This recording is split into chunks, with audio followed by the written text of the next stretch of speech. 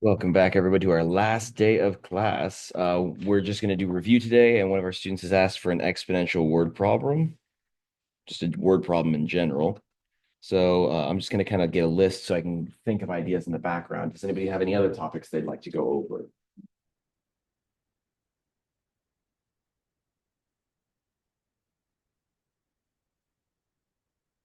Yes. Just general stuff. General stuff about polynomials. We can do a polynomial problem.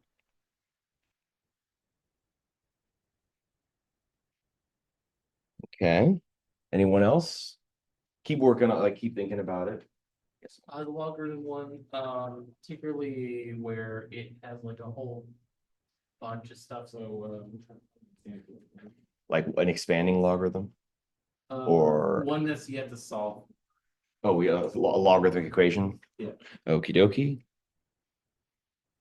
Anything else anybody wants to do? Yes.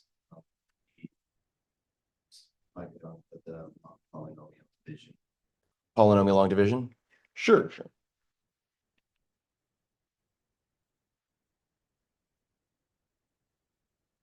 I'm gonna grab a piece of paper so I can create these examples. That's the fun part about being a teacher, is learning how to create examples off the top of your head. So we'll do that. Just a moment. So for these the exponential word problem. So this is a unit 3.6 problem. Let's see here. Um,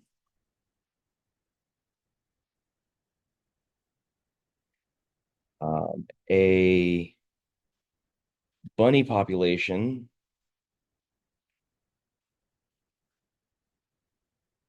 models continuous exponential growth.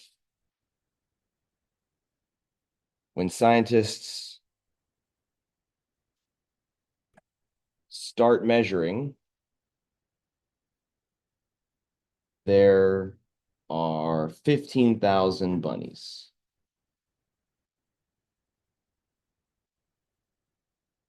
Uh, 1 year later, there are, let's see here, each one.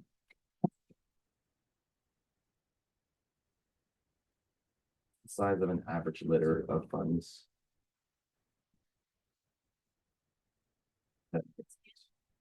Each.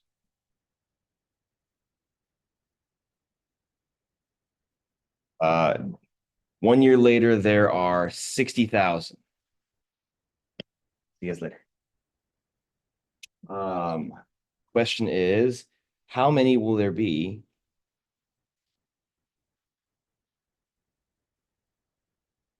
in 4 years? All right. And then so that's part A. And then part B is, when will the bunny population reach 100,000? Now, granted, this is obscene because there's no way for this thing to expand indefinitely, right? Like some type of predator is going to come into play. We didn't get to talk about it, but it's called logistic growth. It grows exponentially for a while and then it levels off. These formulas are usually of the form P of t equals, I think, k over 1 minus e to the negative kt piece of 0, something like that. Those are logistic growth problems, and they end up leveling off as time goes on. And so it's a very, very cool thing, but we are going to assume that it's just going to follow completely log exponential growth. So looking at this information, so starting with part A, we want P of 4 or Y of 4. Let's do Y of 4. We want Y of 4 because we want to know the population, which will be measured by Y.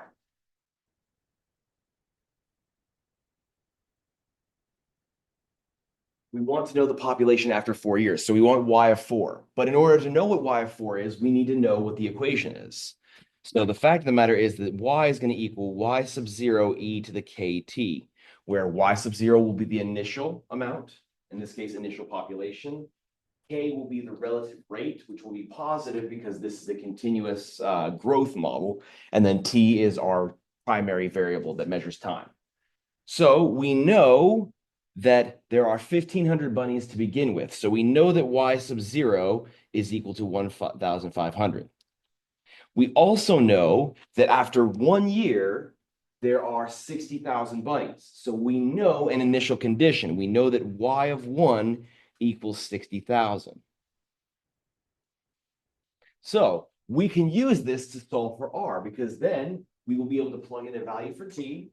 We'll be able to plug in a value for y, and we know what y sub 0 is. The only unknown variable is k or r, whatever you want to call it. I'm so used to it being called k instead of r, but whatever. So we've got 6,000 or 60,000, excuse me, is equal to 1,500 e to the k times 4. That's k times 1. So we've got to solve for k. K is in an exponent, so in order to solve for it, we need to get it by itself. And the only way to do that would be to work from our outside in. We'll divide by 1,500. 60,000 divided by 1,500 gives me 40. Equals e to the k. And the only way to get down that exponent is to get rid of the exponential, which would be done by using its inverse operation, which would be logarithms. In particular, we want the log base e, which is the natural log. So we'll apply natural log to both sides. And that allows us to cancel it here and get that k is equal to natural log of 40, which is approximately 3.6888.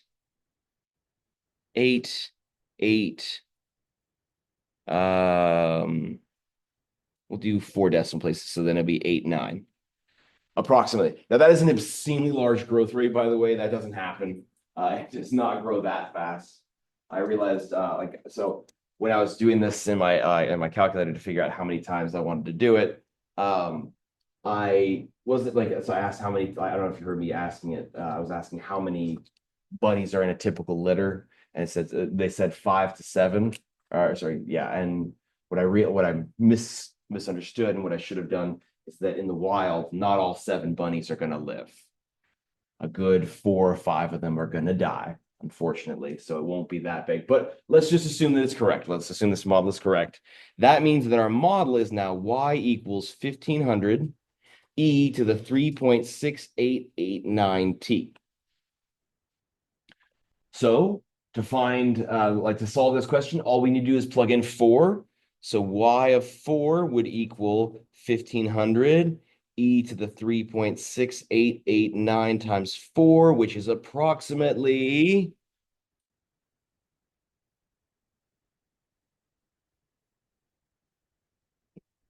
3.666889 times 4. Is 3.840315598. So it's thousands, million, 3 billion bunnies, 3 billion, almost 4 billion bunnies. Surprised they gave me a whole number. Is it because it couldn't get anything larger than that, or did it actually end up being such a nice number?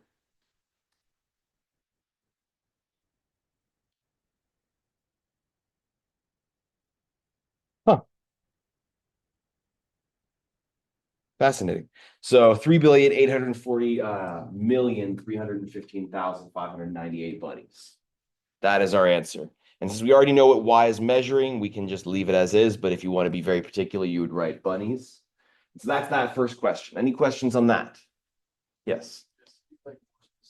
Which formula did you use? I use the continuous growth formula, which will be provided, by the way. any of the formulas that I provided on the old exams, those ones will be provided. So midpoint will be provided, distance, standard form of a circle, I decided to include that. Difference quotient, all those things. Any of the ones that were not required from the semester, those will be provided, okay? But yeah, that's the one I'm using as the continuous growth model. Question? No, not necessarily, maybe add to the queue, converting, like standard form for a circle. Standard form of a circle? Sure, we can do that. We can definitely do that. Let me put that up there. Okie dokie. Part B was asking, we want T when Y is equal to 100,000.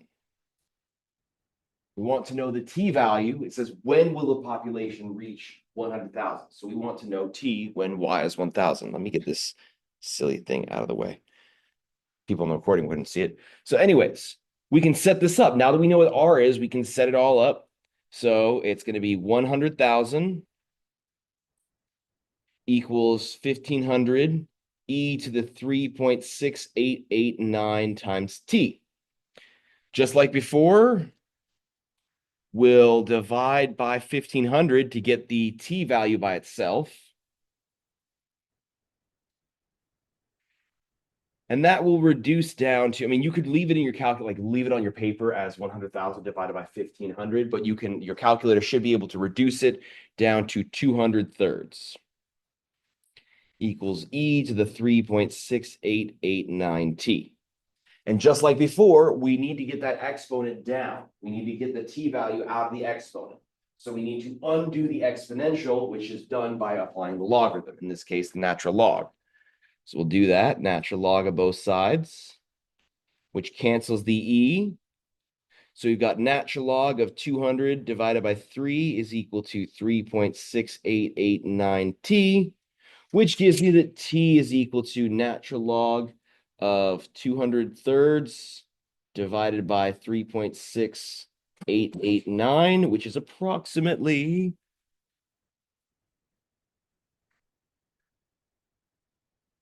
1.34 years.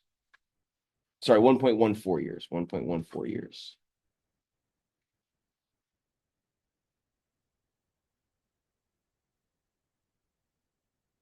So by the end of the first year, they had 60,000, right? What, 60,000? And then by the end of February, they're going to have 100,000. That's pretty insane. That's not accurate. I just made up the numbers, but you get the idea. All of it always gets solved the same. It's all about trying to find your T values. Any other questions on this one? All right, and then the next thing that was asked was a polynomial problem, then a log problem. Okay, and then polynomial log division. Okie dokie. So this will be a 2.2-ish. 2.2-ish. All right, let me create this off the top of my head. Okay, well, no, we can do this. Oh, well, we can do it in a lot of ways. Yeah. Construct and graph a polynomial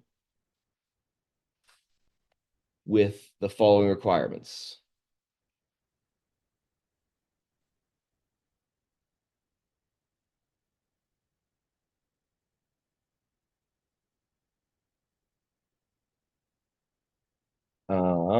The zeros are going to be 1,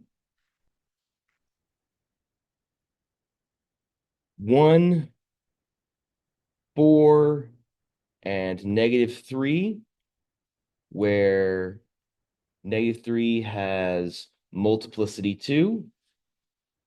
That's the first requirement. And the second requirement is the polynomial goes through Someone give me a number. 5. 5. Another number. 8. 5, 8.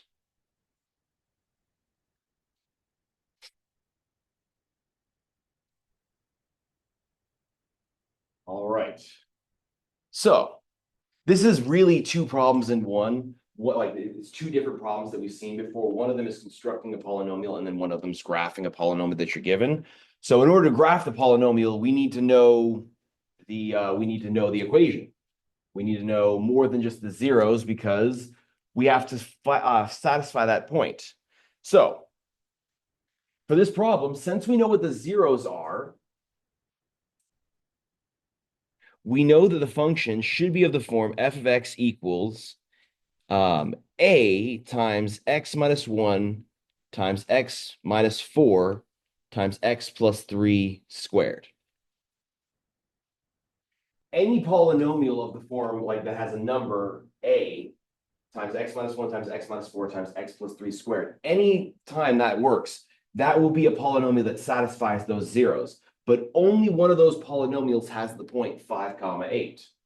So we need to utilize that point, knowing that this means that f of 5 is equal to 8. So f of 5 equals a times 5 minus 1 times 5 minus 4 times 5 plus 2 squared. It's going to be a nasty number, but that equals 8. That's okay. We can work through that. So that's 4 times 1 times 49. So we've got 196a is equal to 8. So a is equal to 8 divided by 196 is 2 over 49.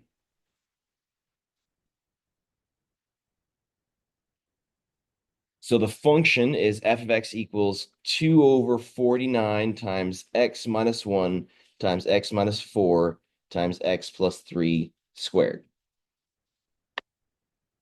Not pretty numbers, but that's okay. Yes.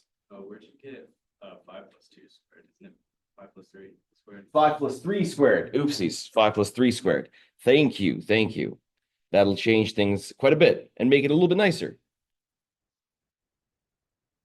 So 8 squared, not 7 squared. 7 times, so 8 times 64 times 4 is 256. So thank you for catching that. 256. So 8 divided by 256 is 1/32.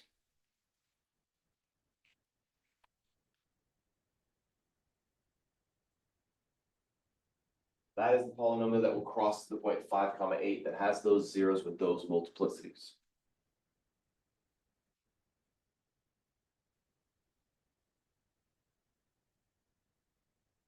Any questions about that aspect?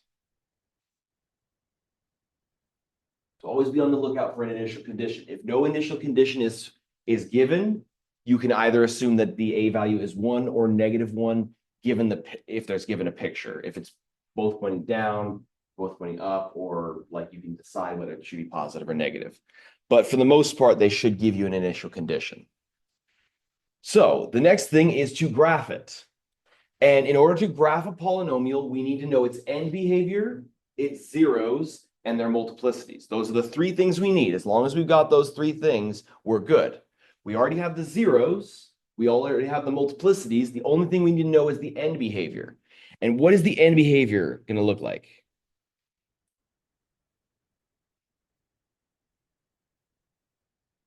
Yes, go ahead. It's gonna rise both ways up. Yes, and the reason for that is it's going to look at the ends like 1/32 x to the 4th.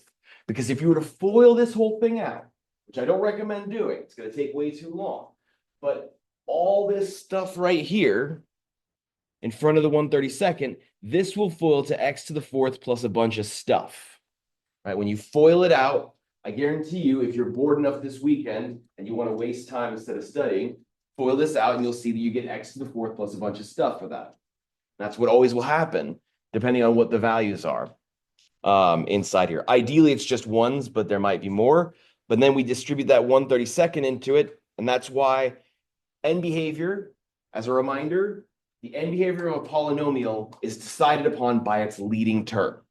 Its leading term tells you everything you need to know.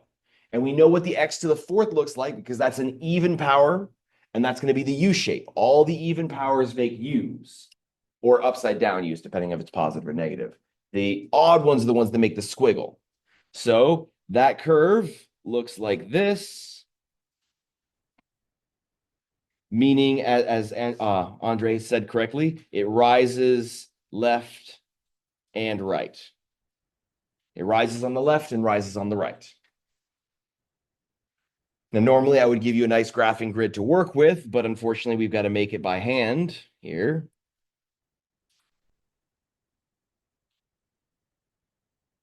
You probably want about 6 tick marks everywhere.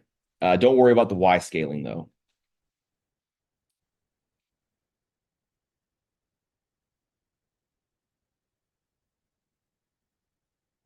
You should be fine with about 6 tick marks. The reason why we need the end behavior is that tells us how to start and how to check our work with the end and how to finish. So we know that it rises on the left and rises on the right. We also know its x-intercepts, which are its zeros, which were 1, 4, and -3.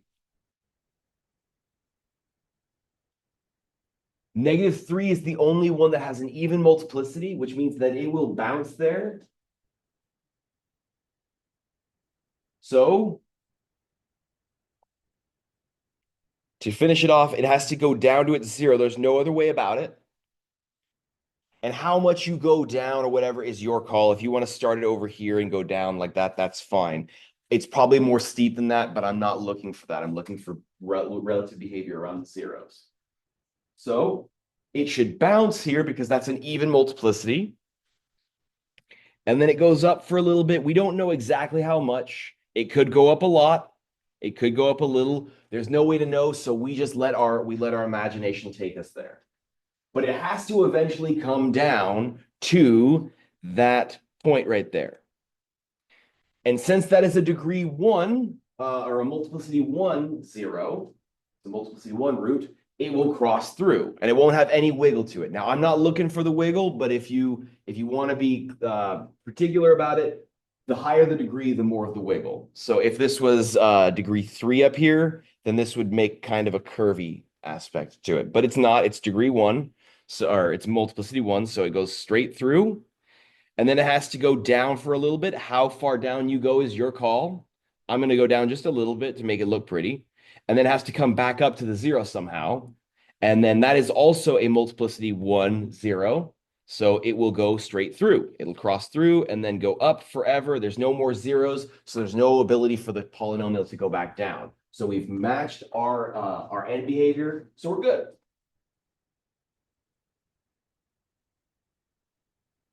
You're getting graded on what's happening here, here, here, and here, and here. That's what you're getting graded on. I don't care about over here and here. Let me color that in a different color. What's happening here and here, I don't care about because that requires calculus to know what's happening,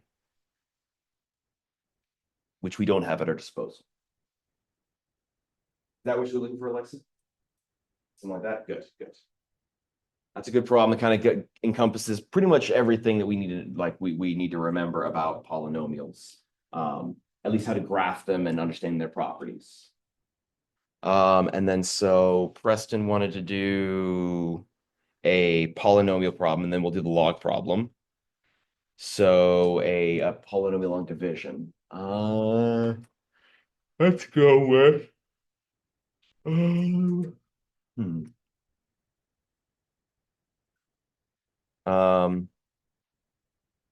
so unit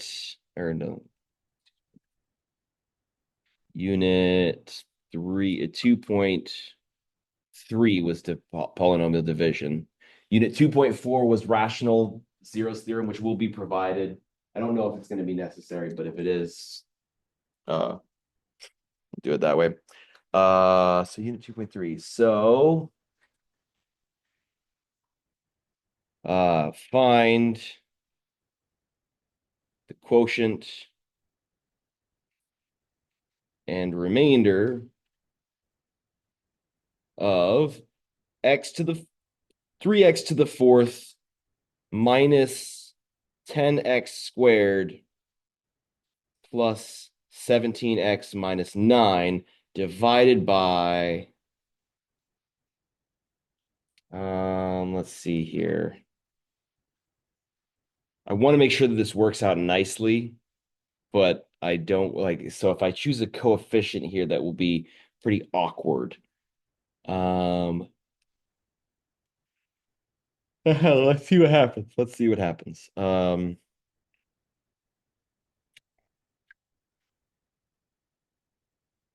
change it to an 11. And we'll do x squared plus x plus 1. Or let's do x squared plus x minus 3. Let's do that.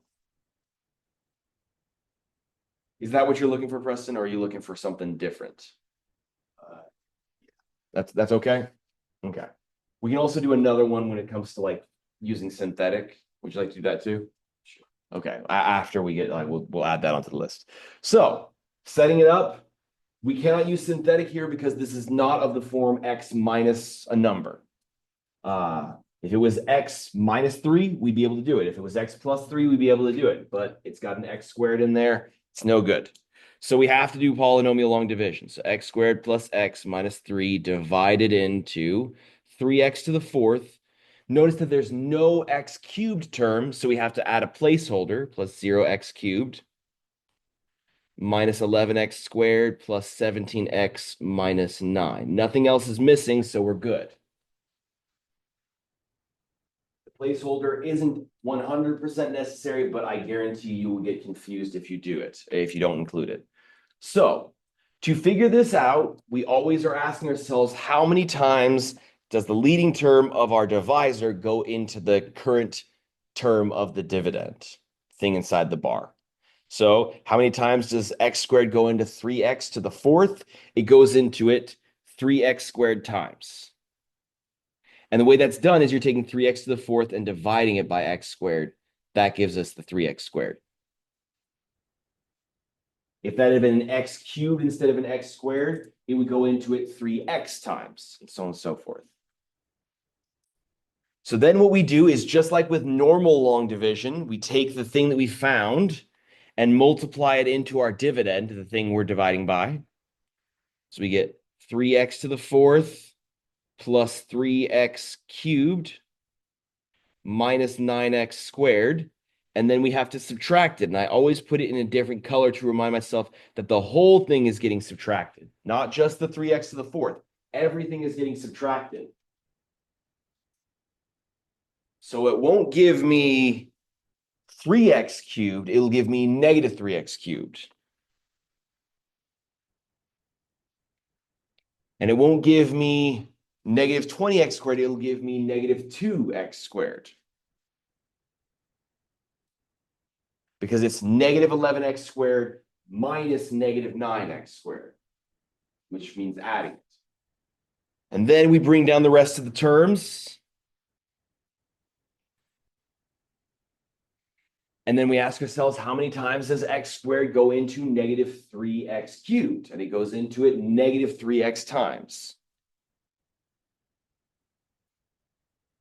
Because negative 3x cubed divided by x squared gives us negative 3x. And then we do the whole thing over and over and over again until we finally get to the point where x squared doesn't go into anything anymore. So negative 3x times that gives me negative 3x cubed minus 3x squared minus or plus 9x. And then we will subtract again. Those cancel. Then we're going to have positive 1x squared plus 8x. And then we'll bring down the minus 9. The 17x minus a positive 9x, that's going to give me an 8x left over. Then negative 2x squared minus negative 3x squared. That's really negative 2x squared plus 3x squared. That's why it's a positive 1x squared. That is the classic mistake that students make, is they forget to distribute the minus sign throughout. So don't let that be you. Let that be someone else's class. So I get bragging rights to the rest of my colleagues. Anyways, then we ask ourselves, does x squared go into x squared? Yes, it does. Luckily for us, it goes into it one time. So we just multiply this by 1, but that's just going to be the same thing as writing it down below. That's going to be x squared plus x minus 3, at which point we subtract that, and we get x squared minus x squared, that's 0, 8x minus x, that's 7x, and then negative 9 minus negative 3, that would give me minus 6, negative 6. And then we ask ourselves, does x squared go into 7x? But it doesn't. It can't go into it nicely. So that's the stopping point. Our quotient is 3x squared minus 3x plus 1, and our remainder is 7x minus 6. And if there is a problem on long division or something like that, I will provide you the information of how I want it written, like the whole rewrite it as q of x plus r of x divided by d of x, that thing. I'll provide that so you don't have to have that memorized.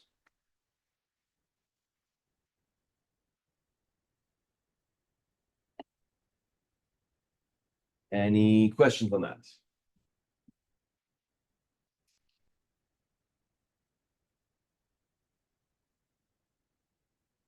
All right. Then we wanted to do a log problem, right? Let's remove something off the top of my head.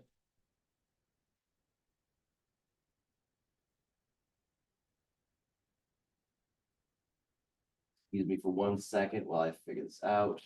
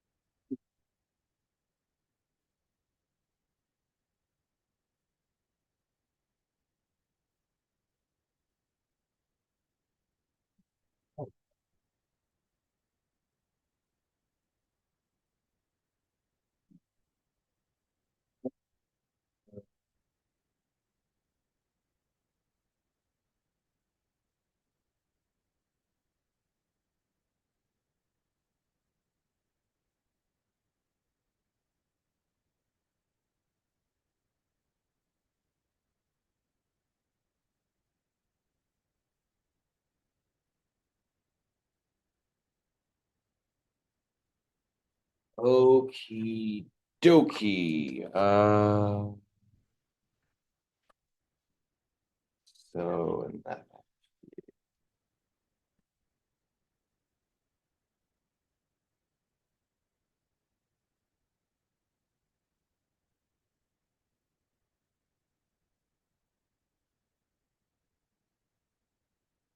Yes, okay. So this is unit 3.5. Just solving logarithmic and exponential equations. Solve log of 2x minus 3 plus log of x minus 4 is equal to log of 15 minus 16x.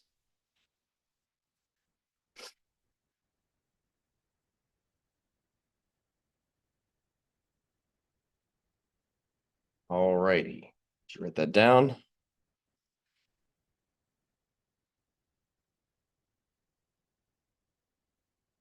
Okay, so the first thing to do is to try and get x's by themselves, but we can't do that because they're all inside of logarithms.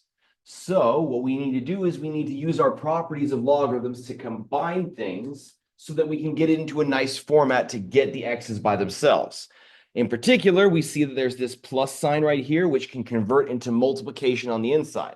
Remember, anything that's added on the outside becomes multiplication on the inside. It goes into the numerator and is multiplication. Anything that's subtracted goes into the denominator. and is multiplied in the denominator. So this thing becomes log of the quantity 2x minus 3 times x minus 4 is equal to log of 15 minus 16x. And from here, just to save on time, I'm going to rewrite what that foiling out is going to be, just because it's going to save us a little bit of effort. This is 2x squared minus 8x minus 3x minus 11x, and then minus plus 12.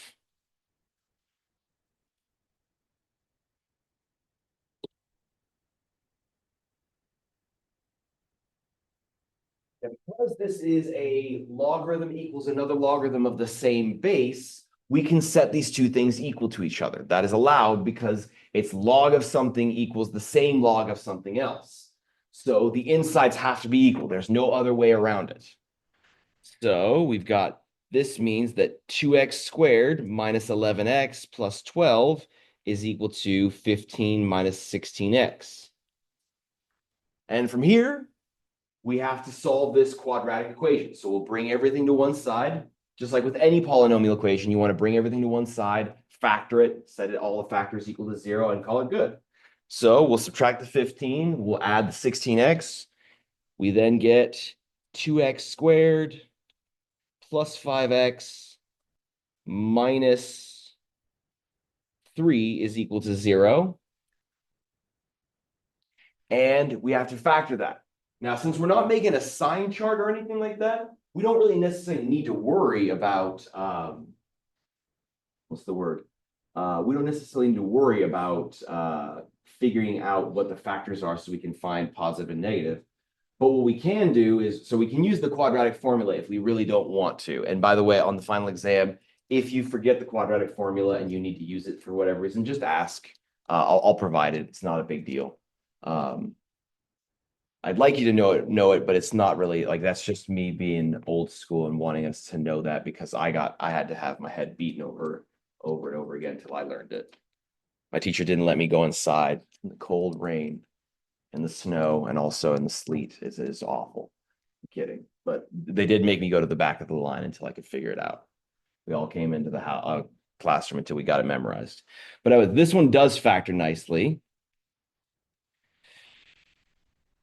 Factor to plus 3 and minus 1. All right. Is that factor to that? Yeah, plus 6x minus 1. Yeah, there we go. So we get that our answers are x equals 1/2 and -3. Those are our possible solutions, though. Logarithms have very, very particular properties that they need to have satisfied. In particular, it's that they need the insides of them to be positive. So we need to check these in the original equation to make sure that they can work. If we plug in 1/2, it doesn't work, right? 1/2 will not work.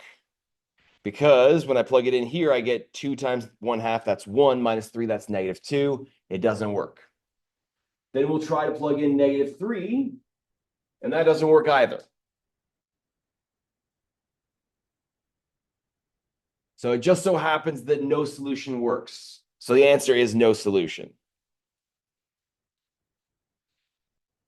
Does that always happen? No, it's usually pretty rare, but it can happen.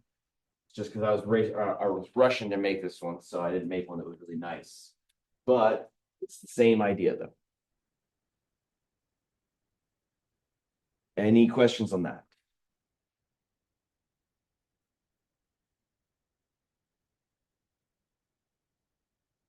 Good. Okay, and then what was the other thing we wanted to do was standard form of a circle. Don't worry, I'm coming right back to this. Just need to remember. Done that one, done that one, done that one, done that one.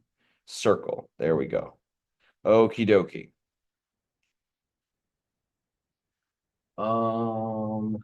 Okay.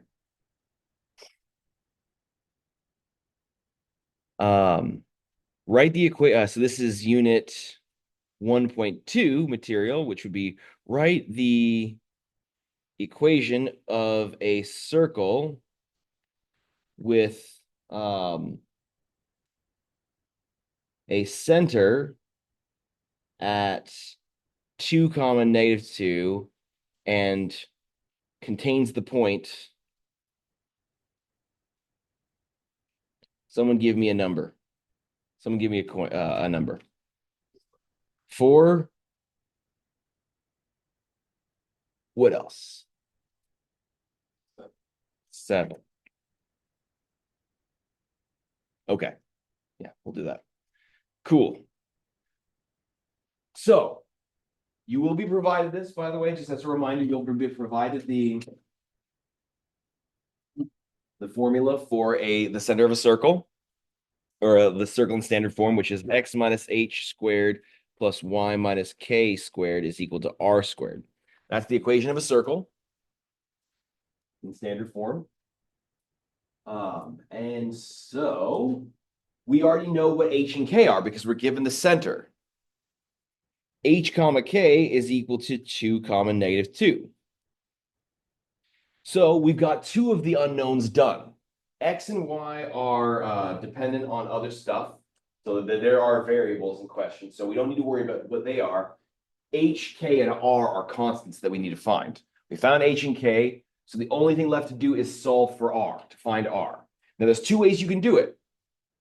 One way would be to say, well, it has to satisfy. So let's rewrite this for just a second. This means that this is going to be x minus 2 squared plus y minus negative 2. So y plus 2 squared is equal to r squared.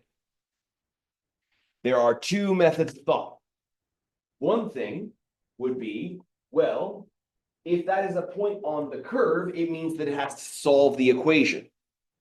That's one way to think about it. Meaning so that if I plug in 4 for x and 7 for y, whatever I get needs to make it a true statement so that I can use that to solve for r. That's one way to do it. The other way, which is the more like the way I would think about it, but maybe it's not as intuitive, is that if I know where the center is and I know the point on the curve, on the circle, that distance is the radius.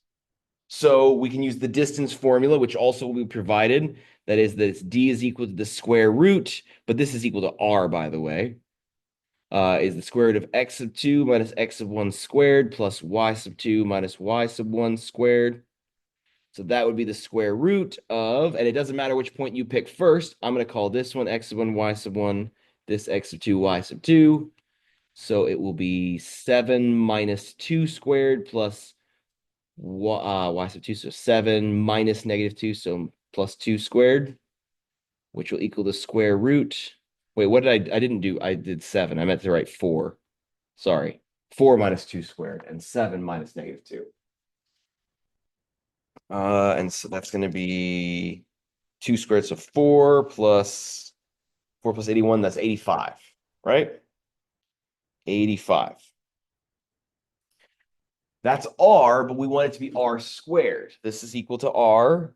So with this information, we have that it's going to be x minus 2 quantity squared plus y plus 2 quantity squared is equal to 85.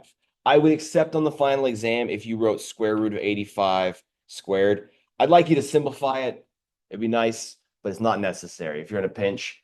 Honestly, I might even argue with my teacher, if that was me, I might even argue that I actually know more information by writing it in this format. If I write it this way, then I actually know what the radius is. I mean, it's not too hard to find it, right? You just take a square root, but that tells you more information, technically speaking. So I think both are valid, but I guess the man would want to, like the man who keeps us down, right? Patriarchy. They probably want it written as x minus 2 squared plus y plus 2 squared equals 85. That's. Any questions on that? Good. Any other topics that we want to cover? Dave? But could we use the continuous exponential growth formula? The exponential decay formula? Yeah. Sure, we can do another one of those. So, Andre, do you have one? Yeah, with 5 O's, that's one converting from one form to the other. Oh, where it's converting from general form to standard form. Sure, we can do that. of the circle, so. Gotcha. Anything else? Any other ones? By the way, if you don't like, if you're chill, if you're feeling totally jazzed about this, you're ready for the final exam, you are free to leave. You don't have to be here. This is just a review day. As long as you turn in your exam redo. So decay and then a circle problem.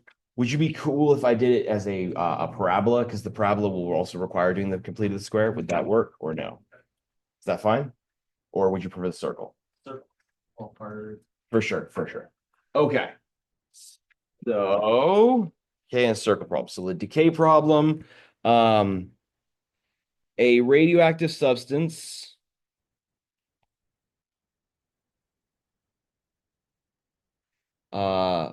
we're gonna I'm gonna skip writing it, but it follows the continuous exponential decay model.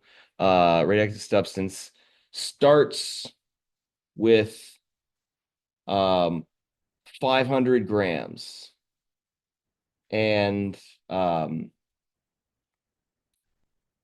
decreases to 30 grams in 22 hours.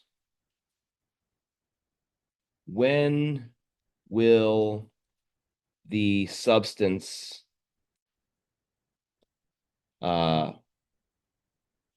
reach 100 grams?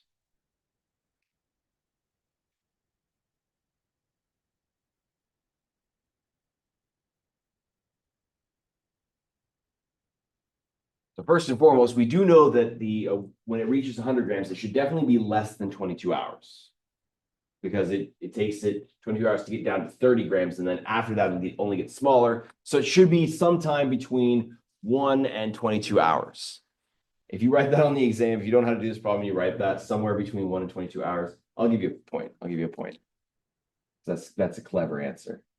But anyways, so we know it's a continuous exponential decay model. So it's going to be of the form y equals y sub 0 e to the kt, where k will find out to be negative soon enough. And we want to know the t value when y is equal to 100. But in order to do that, if we were to plug everything in, we wouldn't be able to solve for it because we wouldn't know what k is. We don't know what our decay rate is. So we do know that this is 500. And we know that y of 22 is equal to 30. When you plug in 22 for t, you get 30 for y. So we can use that to solve this. This means that we've got 30 equals 500 e to the k times 22. And just like before, at the core of every equation that you're trying to solve for, you're trying to get the variable by itself. You're trying to get the variable in nice ways. So we're going to first divide by 500. And that cancels it on the right, giving us 3 over 50 when you reduce it is equal to e to the 22k, at which point to get the exponent down, we'll use the logarithm. We'll use the natural log because that will cancel the base. Because they're both base e, that cancels it over here. We get that 22k is equal to natural log of 3/50, which gives us that k is equal to natural log of 3/50 over 22, which is approximately, if we round to the nearest 10,000th, the fourth decimal place, natural log of 3 divided by 50 over 22 gives me negative 0.1279 approximately.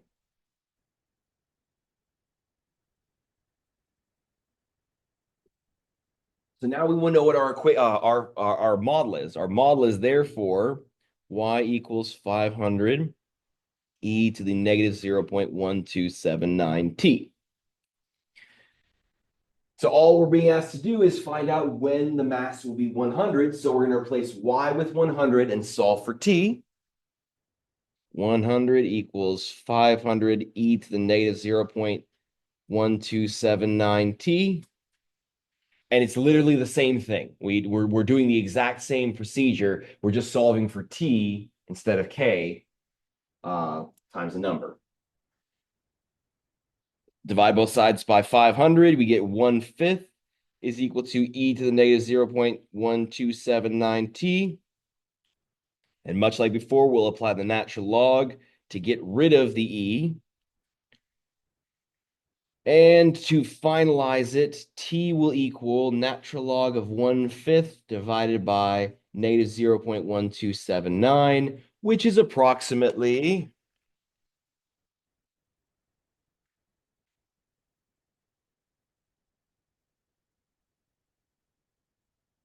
12.58 hours.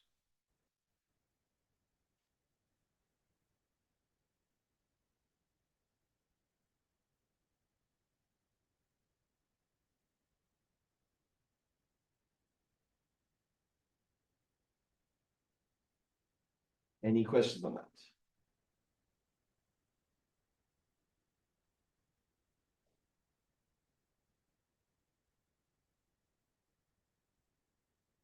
No? We all good?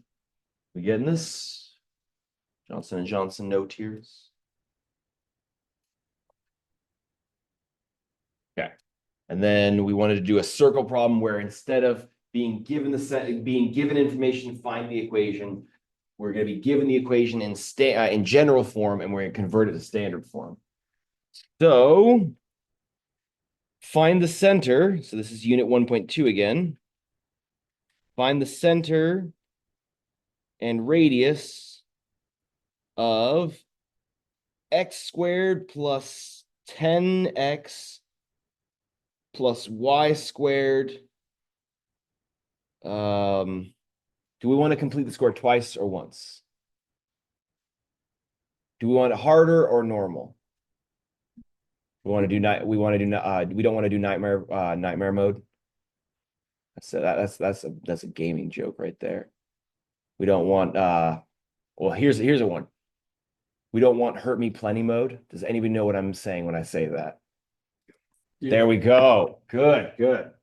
One of the greatest games of all time, the original Doom. Remember playing that on a floppy disk. Did you guys have to use one? Did you guys ever use a floppy disk? Oh, it's a great time to be alive. So we're just going to do not hurt me plenty. We're not going to do the extra hardcore mode. We're just going to do this. Plus or minus 32 equals 0. So in order to do this, we need to complete the square.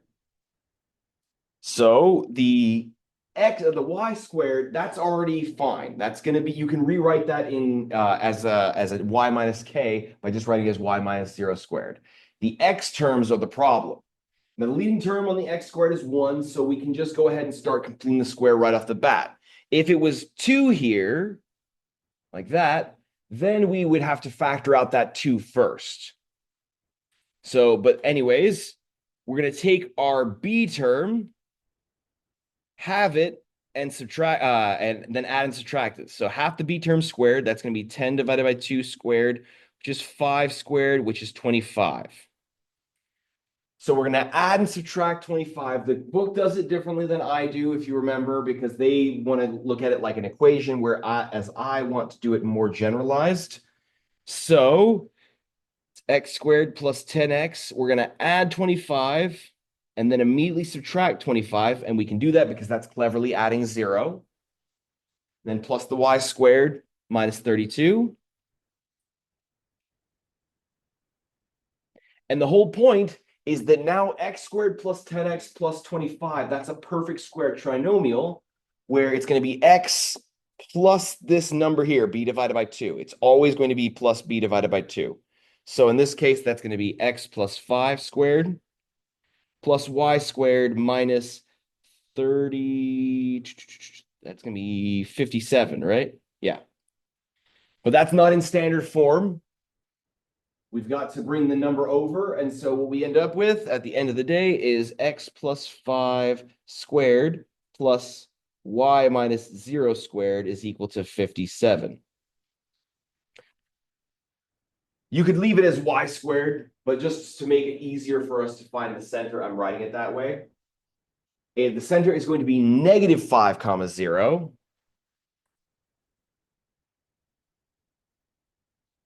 Because remember, it has to be x minus h quantity squared and y minus k quantity squared. So because it's x plus 5, we need to double negate it to get it to be the right format. And the radius is r equals the square root of 57. Please remember that this is not r, this is r squared.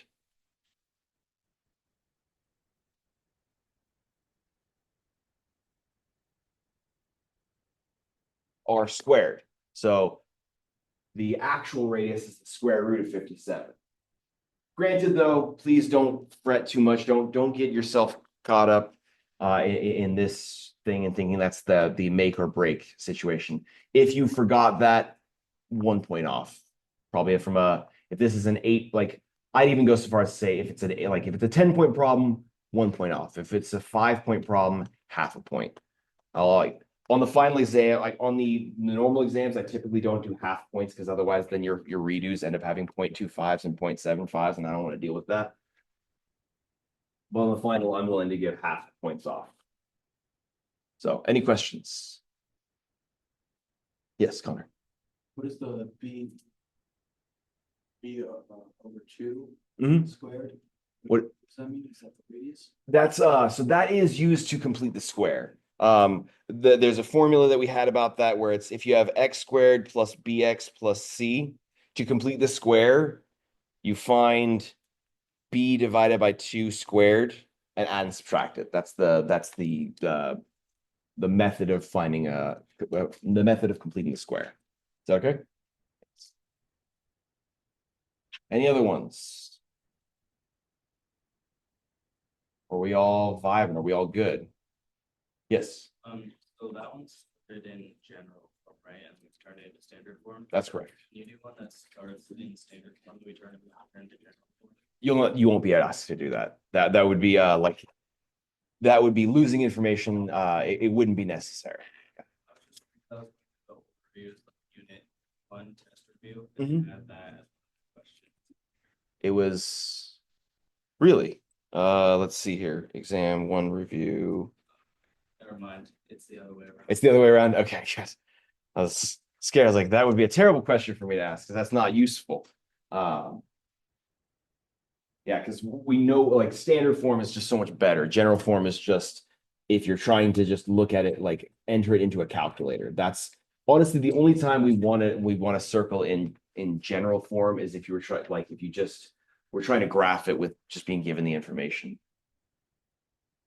Okay. Anything else? Did we talk about what to expect for the next for the final exam and what to expect afterwards? About okay. So just let you guys know how it's going to work. So Monday is our final exam. It's cumulative, goes from unit 1 to unit 4. Going over the exam 1, 2, and 3 reviews along with your homework for unit 4 should be sufficient. Once you take the exam and finish it, you're free to turn it in and then go on your merry way. Hopefully you don't have any other exams that day. If you do, let me know and we can maybe try and figure something out. But otherwise, once you turn it in, I will start grading it as fast as I can.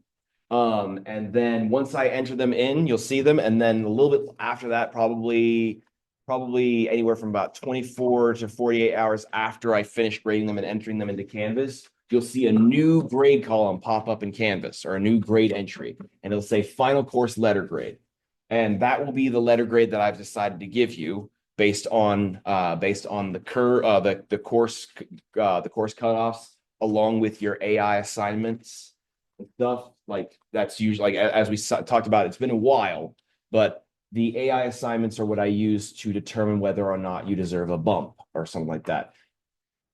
For the most part, it's going to be about 0.5%, maybe 1% if I'm feeling very generous. But for the most part, that's what it's going to be for. So once that's all done, you're going to see that thing in there. And then I'm going to email you guys saying, hey, I've just entered your final course letter grade into Canvas. Canvas is not official. My CSN is the official register, like puts that on your transcript. So after I put that into Canvas, I'm going to ask you guys to look over all of your assignments, make sure that everything is all gravy, make sure that everything looks right. There's no mistakes where I accidentally entered in a 9 instead of a 92. That would be a big problem, right? That'd be a big jump because my finger didn't register the 2 and I moved on. So if you find any of those mistakes, let me know. If you find any issues in Alex or on your quizzes that need to be corrected, let me know and I can try and adjust those things as soon as possible. But if I don't hear back from any student within about 24 to 48 hours, then I will just go ahead and upload it into my CSN. Any questions on that? Yes. No clue.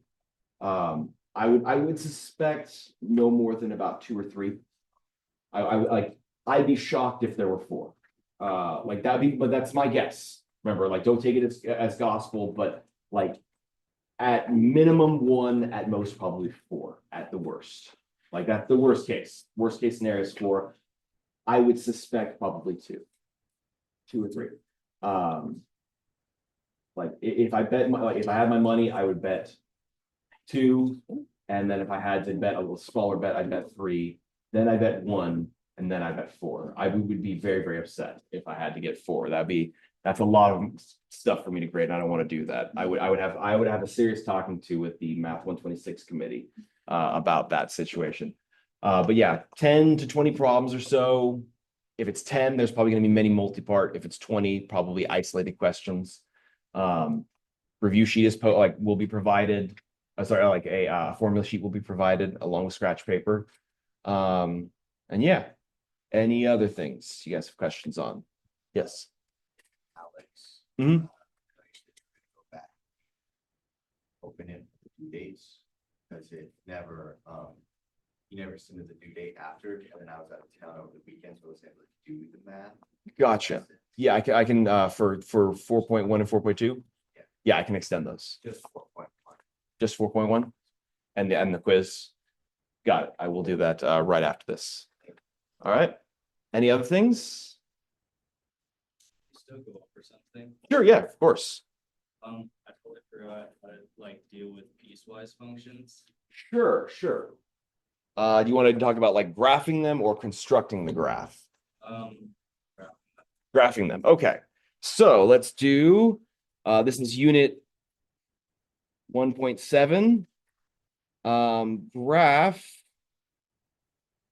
f of x equals, let's do a 3-parter. Let's do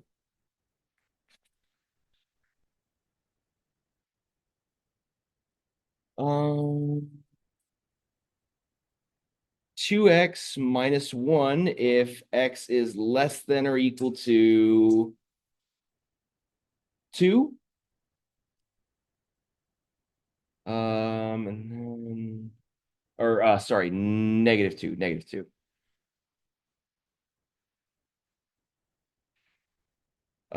And then 3 if x is between -2, less greater than -2, but and less than 4.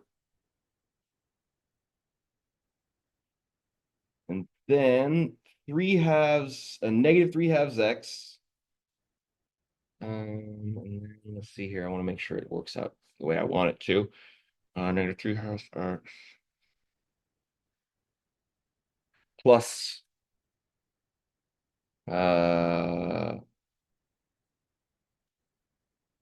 plus 6.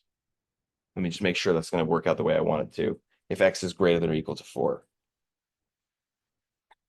That'll work out the way I want it to, right? Yep, that'll work. Okay, that's the one I want you to graph. So you've gotten that written down. My thing is always to label them 1, 2, and 3, and you don't have to color code. And you don't have to do this if you want to do, if you learned it a different way, that's fine. If you want to do it just by plugging the points and figuring it out, that's cool too. So the first things first, the dividing values are -2 and 4. That's what I call them. They might have a specific name that's like archaic. That's from the old days.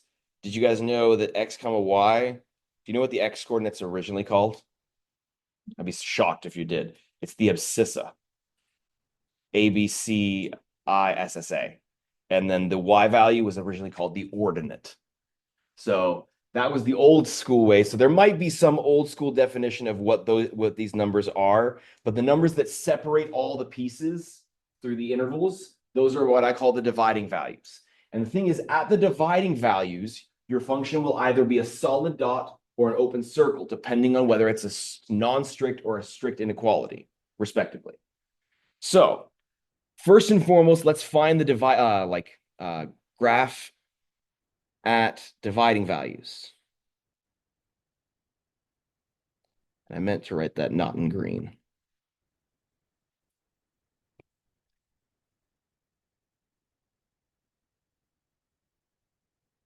And so I'm going to put the graph over here, leave about 7 tick marks everywhere. That should be about good, both on the X and Y axis.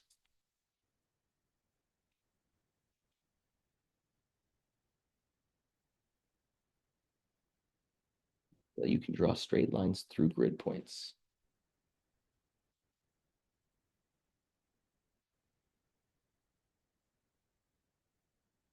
All right. So for the dividing value at -2, at x equals -2, we have the two different functions. So y equals 2x minus 1. That's one of the functions that involves that dividing value. So, in fact, piece 1 contains that value because it's less than or equal to. So, y of -2 would be 2 times -2 minus 1, which would be -5. So we'll have the point -2 comma -5, and it will be a solid dot. It'll be a solid dot because that function is defined there, because it's less than or equal to. When you plug in -2 into this function, you have to plug it into the top equation because that's where that value is a part of it. So we'll plot that point right now as a solid dot. -2 comma -5 is right. 1, 2, 3, 4, 5, right there. Sorry, I'm going to need to extend this a little bit longer.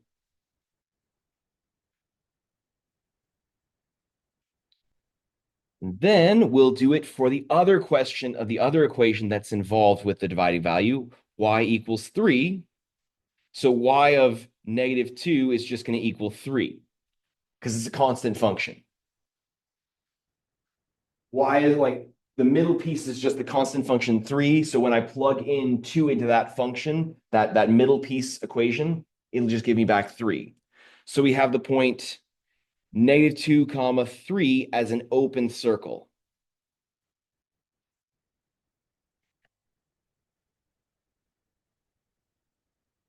But once again, it's an open. Oh, sorry, I put an open circle there. I meant to put a solid dot. What am I doing? That. The reason why we need to plug in this guessing value, by the way, is that we need to know the placeholder. We need to know where it stops. So yes, that isn't actually a point on the blue curve, but it's where it stops. So we need to know what it would be at that point. What that function, y equals 3, would be at that point, which would be 3. Then we do it at the other dividing value, at x equals 4. We'll plug it into the equation y equals 3 again, but then y of 4 would just be 3 as well. So we have 3 comma 4, and that will also be an open circle because the middle function has strict inequalities on both. So it doesn't actually exist at 3 comma 4, but that's its placeholder. So we'll plot that point, 3 comma 4. No, what am I doing? 4 comma 3, 4 comma 3. Apologies. That.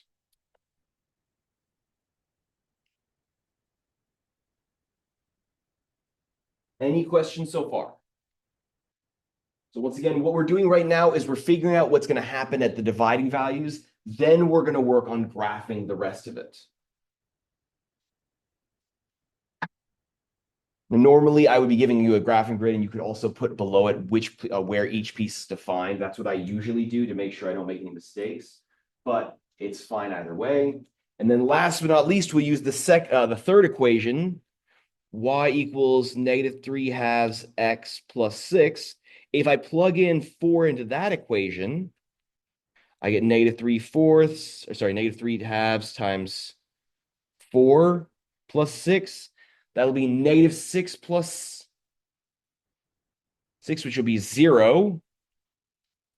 I made a mistake. I didn't want it to be that. I want it to be nice and neat, but oh well. Right. Yeah. All right. So we have the point 4, 0. And that's going to be a solid dot.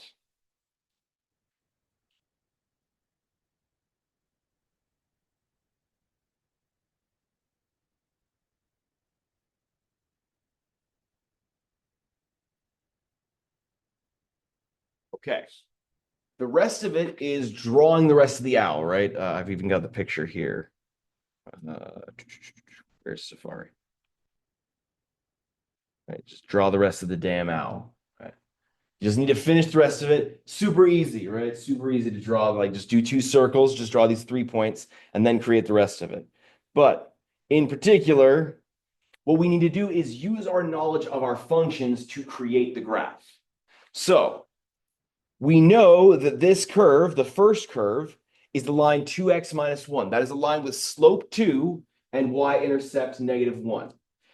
We can't use the y-intercept to graph this thing, unfortunately, because that's not where this curve is defined. It's defined for all values less than -2. So we really only just need to use the slope to find this. Normally, we would go up 1 over 1, but we can also go down to left 1 to find a secondary point.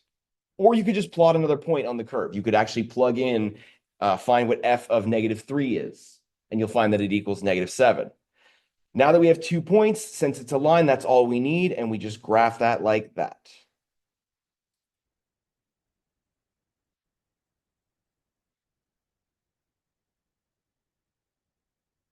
Any questions on how I found that piece of the graph? The next thing, the middle piece, is the constant function 3. Constant functions are horizontal lines, so I just need to connect these two with the horizontal line.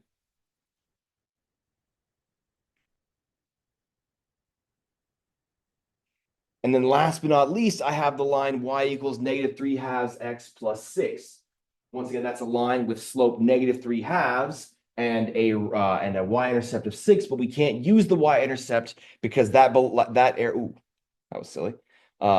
This area belongs purely to the blue graph, so we can't plot that. I mean, what we could do on a graph, by the way, you could like lightly draw it in pen and then connect the 2 points. You could do that. That would be fine. But just make sure that then you erase this portion because that's not actually part of the graph. But either way, I'm going to do it by just using the slope. The slope is -3 over 2. That's a rise of -3 over a run of +2. So we'll go down 3 over 2 to find the next point right there. At that's going to be 6, -3. And then we'll connect those 2 points with a line, and we're good. And that's how we graph it. So find what the behavior at the dividing values. Make sure you're using open circles for strict inequalities, solid dots for non-strict inequalities, the greater than or equal to or the less than or equal to. And then once you've got that, then use your knowledge of functions, whether they be lines, parabolas, square root functions, whatever it may be. Hopefully it's just lines, to graph the rest of it using the slopes and whatever it may be. Okay?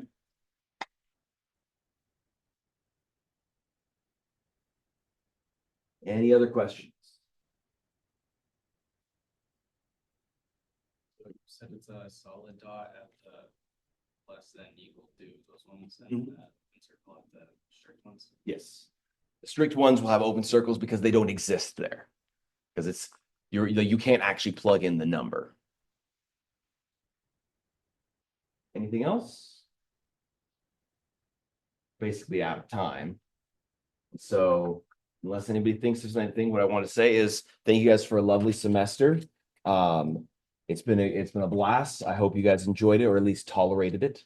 If you have any questions over the week, feel free to email me. Otherwise, I'll be working on those exam 3 redos. I hope to have everything done and entered by Friday so that you guys have an accurate representation of what your grade should be going into the final. And if you find any mistakes or anything like that during this time period, ideally you should just be focusing on studying. Wait until after finals to look for any mistakes. But yeah. I will have office hours on Thursday, but if you want to meet at another time period that doesn't if it doesn't work your schedule, just send me some times that do. Otherwise, have a great week, have a great weekend, happy studying, good luck on the rest of your finals, and stay away from social media. Yeah, you know the deal.